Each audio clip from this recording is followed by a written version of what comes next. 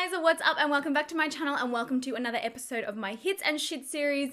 What month are we doing? July hits and shits. I had like a major brain fart moment then. Whoa. So if you are new here to my channel or you haven't seen any of the other episodes in this series, essentially these are all of the products that I have been loving and hating throughout the month of July in this instance. So basically over the past 4 weeks, I've got a bunch of newies here, some things that really didn't work for me. And I'm still frustrated and I'm still suffering the consequences.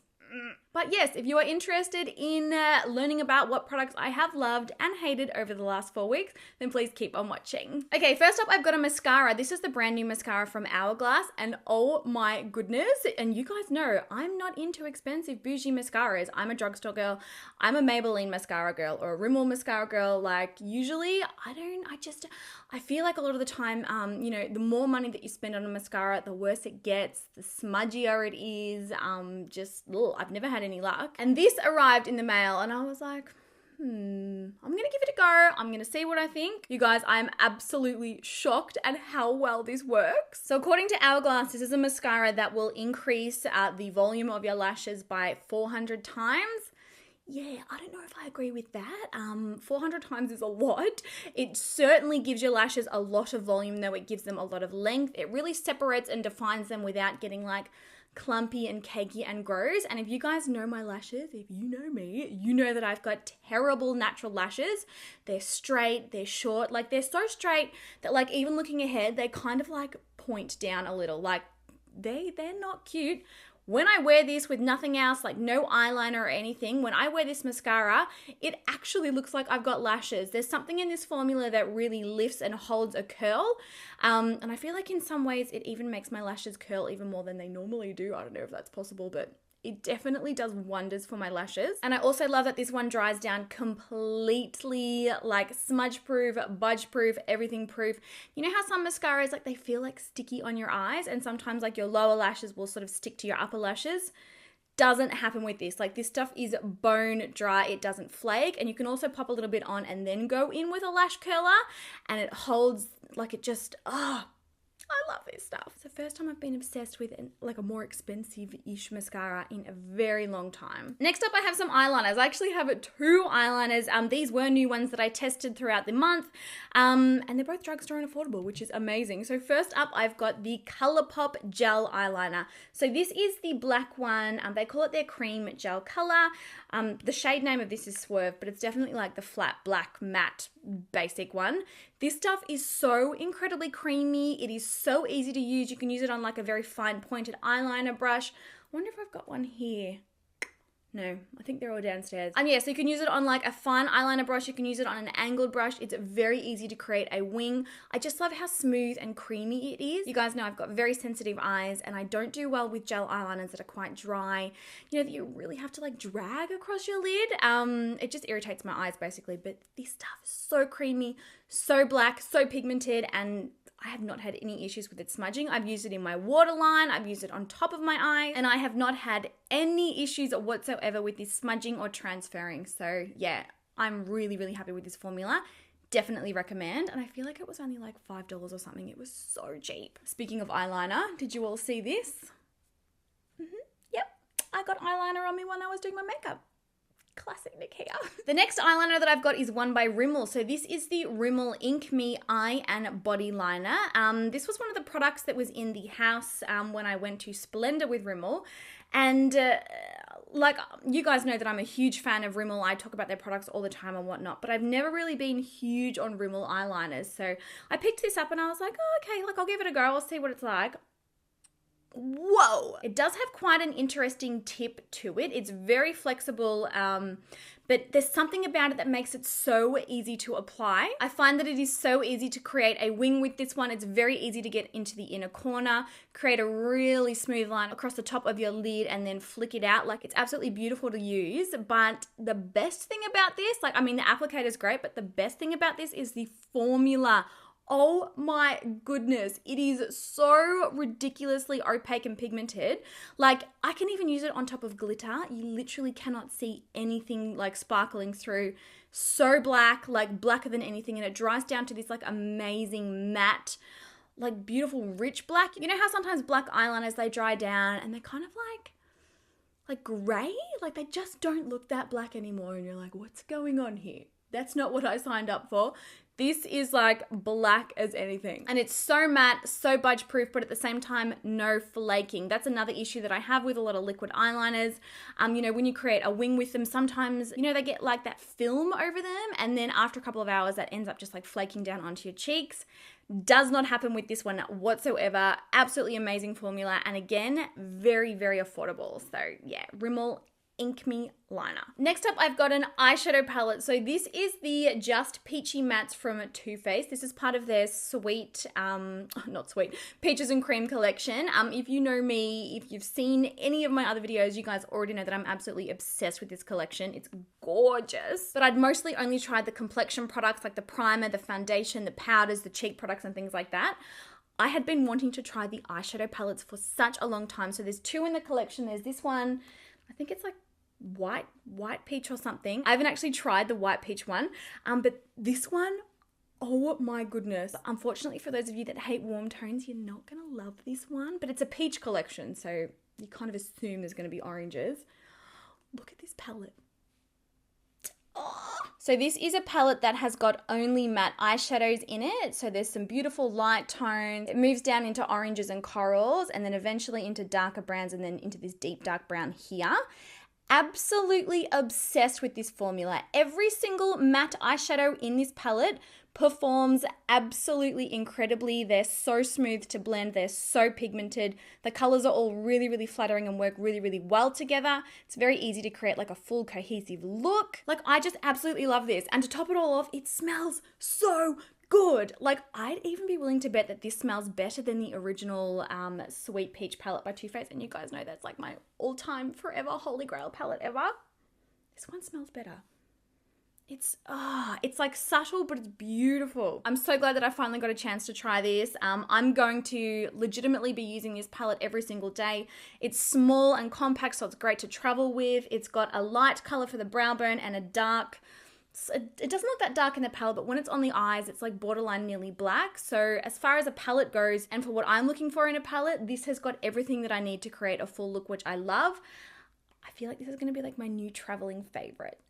Yeah. And pretty much what I want to do if I want to add shimmer is basically I'll just use my highlighter. You can press like a highlighter over the top or just on the inner corner and the brow bone. Like this, I'm obsessed with this, guys. The formula is so good. I feel like Too Faced has really, really been kicking it out of the park with their eyeshadow formulas lately. Like they are just nailing it.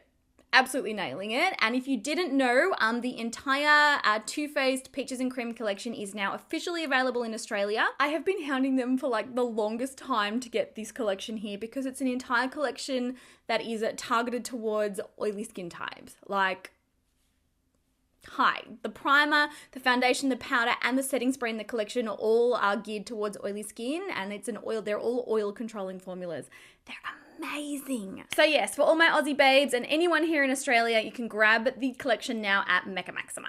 Okay, next up I've got a cleanser, and I've got the big ass version of this because I use so much of it. This is the Dermalogica Dermal Clay Cleanser.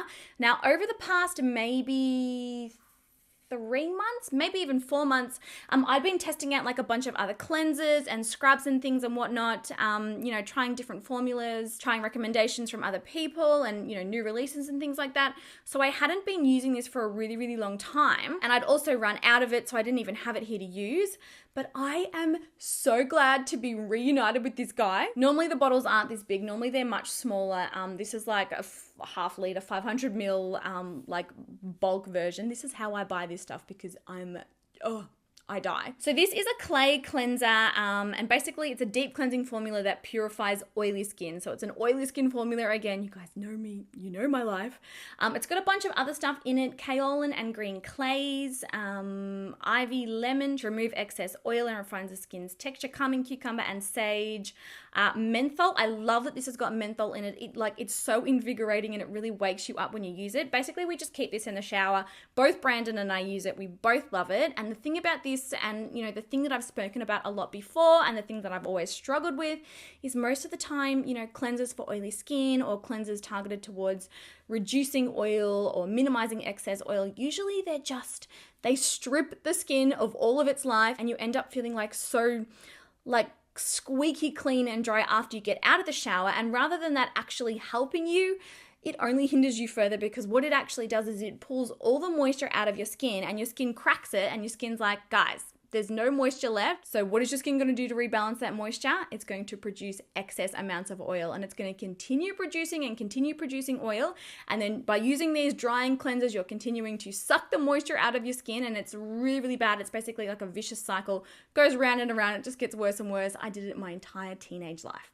Yes. But this one for me, you know, it really controls excess oil production, and, you know, it's great with my breakouts and things like that, but it doesn't actually suck the moisture out of my skin. Like, it keeps my skin feeling like super, super moisturized. So yeah, I'm so glad that we're back. I've been using it now for about 2 weeks, and I've already noticed, you know, since going back on it, like, oh, I remember what it's like. It works so well, and my skin absolutely loves this stuff. All right, so that is it for the hits, guys. Moving on to the shits. I have got 3 shits this month, 3 products that really didn't work, and 1 product I was particularly peeved about, because there are a lot of people out there that are obsessed with this, and I can't for the life of me understand why. It was so hyped up. I spent so much money to get it shipped to me here in Australia.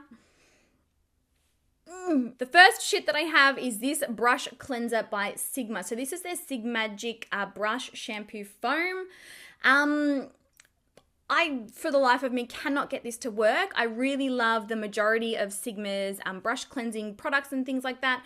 Mostly the solid ones that you actually swirl your brush in. They're all really amazing. But this is like a foam dispenser one. And because it's a foam, I find that the product that comes out is really not concentrated at all. And when you are looking to use a shampoo to clean your brushes, you need it not to be like watered down. Does that make sense? When I use this on my brushes, I can't get them to foam up. I can't get any foundation or eyeshadow or any makeup out of them. Like, it just doesn't work at all. I'm so confused, because all of their other products are incredible. But for me, this was just no good. Big fat waste of money. Wouldn't recommend this one at all. Next up, I've got a foundation. This is the Revlon Photo Ready Insta Filter Foundation. Didn't mind the formula of this one. The formula is not too bad. It does look quite nice on the skin, and I can understand why they call it Insta Filter, because it really does have a smoothing effect. But the applicator of this, why? I don't understand. It is the most difficult thing to use ever. And before anyone tries to say that I have a broken one, no, I've got a second one here, and I had exactly the same issues. So basically the idea is that you twist the bottom of the foundation. It's got like a little sponge applicator. The foundation's supposed to come up through this hole onto the sponge, and then you can go and apply it on your skin. Well, you could twist it all your life. Like, the product, it just doesn't come out. The only way that I can get it to come out, and I'm not going to do it because I already made a mess of my white rug doing this. The only way that I can get the product to come out is to twist it upside down. Completely defeats the purpose of having the sponge applicator, because it goes everywhere. So, formula's not bad, but I really feel like they need to rethink the delivery method of this foundation.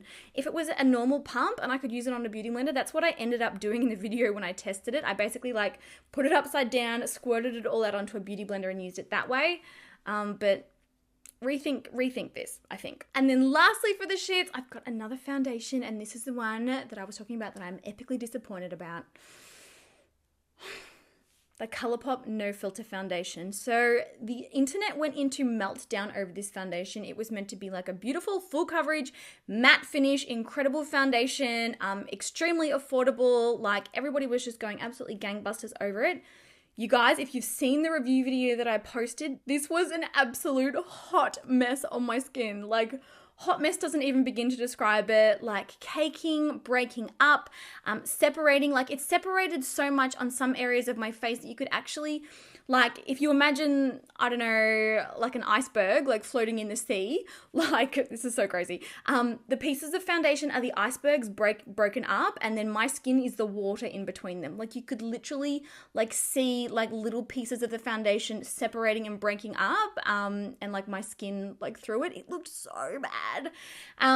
Certainly not anything like what they said it was going to be, certainly not long lasting or a matte finish or appropriate for oily skin types. Like my oils mixed with this and quite literally broke it down and just turned this into sludge. Like epic fail, absolute epic fail. The no filter concealer, really nice, really like that one. I also didn't like the no filter loose powder. I didn't dislike it enough to put it in shits, but I really didn't like that one either. Yeah, for me, the ColourPop complexion products so far, avoid. No. So there you have it, guys. Those are all of the products that I have loved and hated throughout the month of July. I would love to know what your favorite products have been, or what products that you tried that you hated that I definitely should not waste my money on. We've all got to have each other's backs. We can't have anybody wasting money. You need to let me know. And you also need to let everyone else know. Like if you've come across something that's a dud, pop it in the comment section down below. I can still smell that Too Faced Peach palette, and it's been shut for like 5 minutes. Oh, so good. But yes, I hope that you enjoyed today's video, guys. I hope that it was helpful. I hope that you had fun hanging out with me. I hope that the rest of your day goes really, really well, and I will see you all in the next video.